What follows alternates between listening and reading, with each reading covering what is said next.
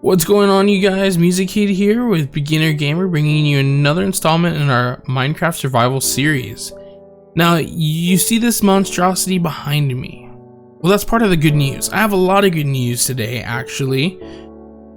As you know, I've been in and out of allergy season and having a real bad time with my voice, so I have not been able to record a whole lot, but what I have been doing for you is been doing a lot of work behind the scenes. Now, the first thing I'd like to point out is we have villagers. Woo! We have, I think, about 4 or 5 villagers now, 3 or 5. We have a handful. Let me show you what I mean. So, as you can see, this terrain isn't the most smooth and level. There's a lot of places you can fall in, a lot of crevices, and that's exactly where I found 2 of our villagers. Of course, we had the one already. We did have our, you can hear them. We did have our librarian. Now, he was already here. We had to trap him in here so we didn't lose him. This guy right here in green, he's a nitwit, meaning he cannot take on any roles or professions. I found him way up top, standing on a single block, unable to get down, so I brought him down and I put him here. I was trying to breed them rather unsuccessfully. To be fair, I don't know what I'm doing when it comes to breeding villagers, so I was just winging it. But I put him here. There were 2 more I found in another little hole that I dug out, and I locked these 2 in here like this so that they couldn't come out, and I opened up this here kind of like a garage door, right? And also I had to do this, so I was able to put a boat here. Do I have a boat to demonstrate? I do not. So they were up here in the top, right over here. I put them in the boat. We jumped all the way down and we rode all the way into this, kind of like a garage. So I did 2 boats, brought them both in, and then I closed this up just like that. And then I opened these doors and let them in. And then after that, we went ahead and we knocked down the back wall a little bit, added some extra room here and some beds, so we got them all nice and cozy. I even brought them some profession blocks, that way we can set up some work for them. That way we can begin to trade now that we have villagers to actually trade with. So that's the first bit of good news I have for you there. And now the second bit of good news is way over here near our stony shore. Now, just to show you, we now have an XP farm. Yeah, so it's pretty tall. I didn't come up with this design. The design I'll actually put in a link in the description below.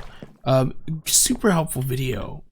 It's a great video, super concise and very well done. And not only that, this thing works beautifully. I'll show you what I mean. So the first thing we have to do is we climb all the way up this scaffolding. Now, scaffolding, remember, was one of the things that we wanted to have an abundance of because we were going to be doing a lot of detailed work. So we had the scaffolding on hand, or we had the bamboo and the spider string on hand to make the scaffolding. And we are 128 blocks above sea level, which is 64. Perfect for spawning radius here. What we're gonna do is, how this is made is that there's 2 levels of a completely dark room right above there, and they meaning the mobs are going to fall into a water collection thing, and then it's going to flow to the center, and the center flows all the way down here, and this is where they end up. Now, the beautiful thing about this is it's designed so that they can't see me. They'll get a little scared. I mean, some of them do, but they're far away. But you see, these creepers aren't like igniting.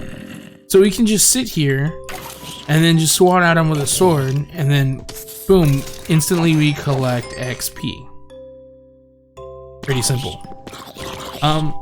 Sit here for 5-10 minutes, you know, AFK for a little bit, and then this thing fills up, and then just start knocking them out with the sword. Now this is great for 2 reasons, because 1, you get the XP, and then 2, you get all of the mob drops. All of the drops you get from when you kill the mobs. So I have 2 chests here. It's about full, so I'm gonna have to come and fill it up. But with that being said, we now have gunpowder. We have a lot of bone for bone meal. So now now that we have our storage system set up, we can go ahead and take all of the bones. Actually, let's do that. We'll take all of the bones now. And then what we'll do is we'll turn that into bone meal, and then we'll go ahead and put it away for when we need more trees or what have you. That way we don't ever have to run out of bone meal again. Now same thing with arrows. Arrows from the skeletons are great to have, especially since I don't have infinity on this bow yet.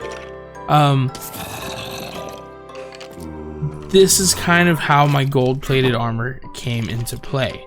As you notice, I'm not wearing exactly what I wore in the last video. Here's why. In the last video, I was going into the nether, or not the last video, but between the last video and now, I was going into the nether to try and find some nether wart for the base that I'm about to show you, and I died. I fell, and I fell to my demise. I was sad, but I knew I had this XP farm, so I knew that as long as I was able to retrieve my favorite pickaxe, which I was, I would be able to come back, make a sword with the diamonds that I had. Luckily enough, I held on to my sword, didn't go anywhere. But I came back here and I started swatting away, wrong button, to get my levels back. And as you can see, you build levels in XP really fast with this bad boy. So we've been letting it sit for a little bit.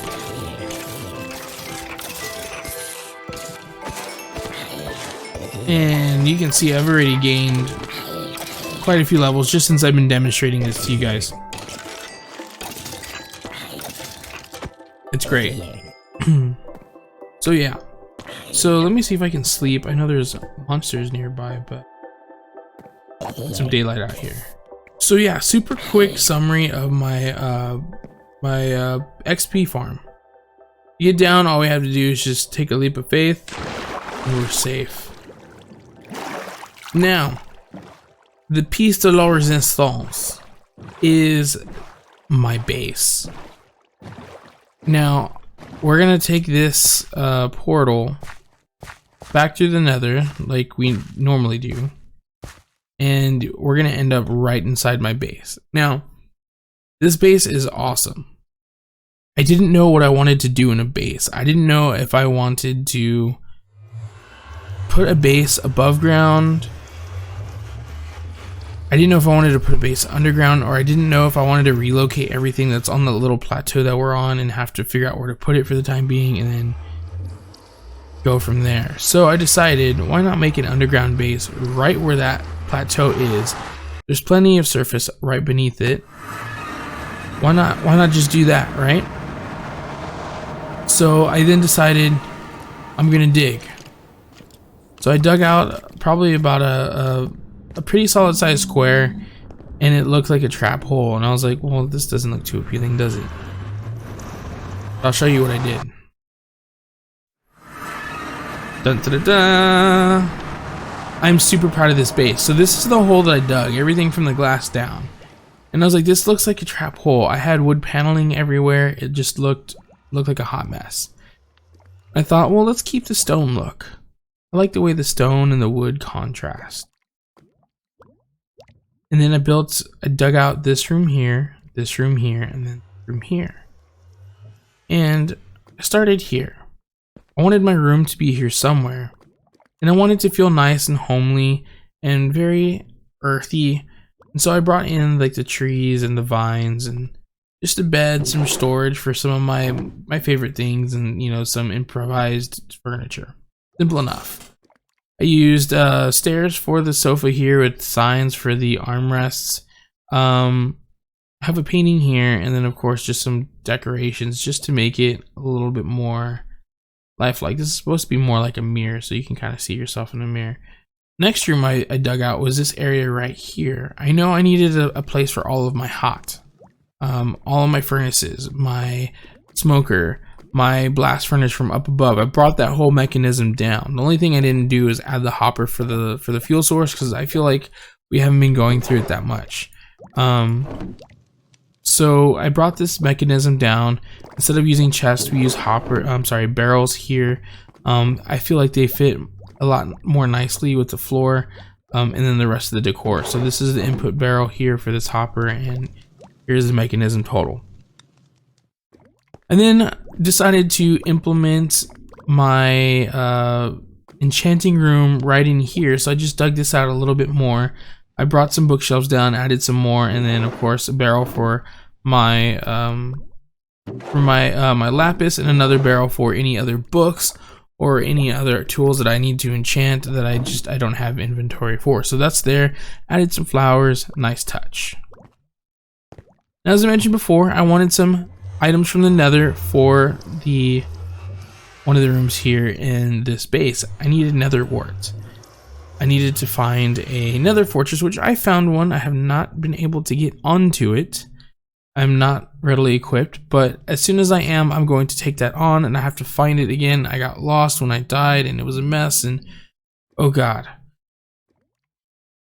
But I decided to bring the portal, which was just right above where we are now, and bring it down, and you know, if the math lines up right, we'll be able to use the same portal as you just saw now. Now the cool thing about this portal is I can actually turn it off. Little water comes out of this dispenser here, turns it off, gets stopped by these stone pressure plates, and it turns it off. And then this button right here has a flint and steel in this dispenser, and it turns it back on, which is pretty cool. I like it. It's a nice little design. I wish I could take credit for it, but it's not my design. But yeah, so these are all the updates that have happened since the last video. I plan on doing a little bit more actiony videos, more so than update videos. Thank you guys so much for hanging out with me in this video today. I have so much planned for us in the next few videos, including the Nether, expanding our Nether hub, and taking on another fortress, and hopefully even fighting the Ender Dragon soon. I've never done that on my own, and it's because I'm just intimidated. I've been playing Minecraft for 5 years and I've never done it, so maybe we'll do it together. But with that being said, I think it's time we bring this episode to a close. If you want to see more of my behind the scenes content, or more of what I'm doing when I'm not posting YouTube videos, when I'm well enough and I get my voice strong enough, I will be doing Twitch streams of this world and some of the work behind it, some of the grinding, and hopefully you guys want to come out, ask some questions, and I can answer, and we can just chat it up. That'd be fun. I do try and stream on Twitch. Try saying that 5 times fast. Thursday, Fridays, and Saturdays, around 8 o'clock Central, sometimes closer to 8:30. I'll be there. Find me on Instagram and Twitter at muzickidgaming, and I am on both of those pretty regularly. If you have any questions for me, please leave them in the comments below. I'll be happy to get back to you and let you know more about what's going on in this world of Minecraft and this Minecraft survival series. Guys, until next time, my name's Music Kid. Thanks for joining me.